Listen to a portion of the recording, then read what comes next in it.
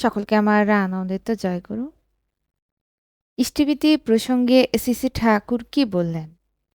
ইষ্টভীতির যে নিয়মাবলী তার থেকে আমরা দেখতে পাই, দিন গুজরানির আয় থেকে করো ইষ্টভীতির আহরণ, জল গ্রহণের পূর্বেই তা করিস ইষ্টের নিবেদন।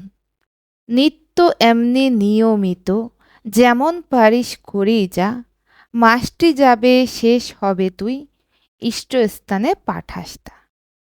ইষ্টস্থানে পাঠিয়ে দিতে আরও দুটি ভুজ্যি রাখিস, গুরু ভাই বা গুরুজনের দুই জনাকে সেইটি দিস।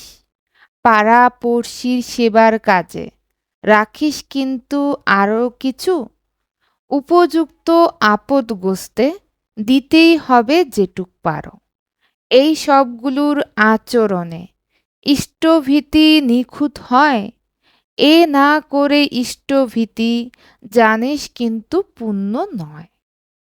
এইখানে আমরা ইষ্টভীতির নিয়মাবলীর মধ্যে স্পষ্টভাবে দেখতে পাচ্ছি, শ্রী ঠাকুর ইষ্টভীতি প্রেরণের পরে আমাদের অবশ্যই দুটি ভুজ্যি রাখার কথা বলে দিয়েছেন, এবং তার থেকে ইষ্টভীতির পরে আমরা যেন আমাদের পাড়া প্রতিবেশীর সেবার কাজের জন্য কিছু অর্থ রাখতে পারি, সেই ব্যাপারেও শ্রী ঠাকুর ইষ্টভীতির নিয়মের মধ্যে দিয়ে গেলেন। তো এই গুরুত্বপূর্ণ দুইটা জিনিস আমরা যদি ঠিকভাবে পালন না করি, তবে কিছুতেই আমাদের ইষ্টভীতিটা সম্পূর্ণ হয় না। এটা শ্রী ঠাকুর ইষ্টভীতির নিয়মাবলীর মধ্যে খুব সুন্দর করে আমাদের দিয়ে গেলেন।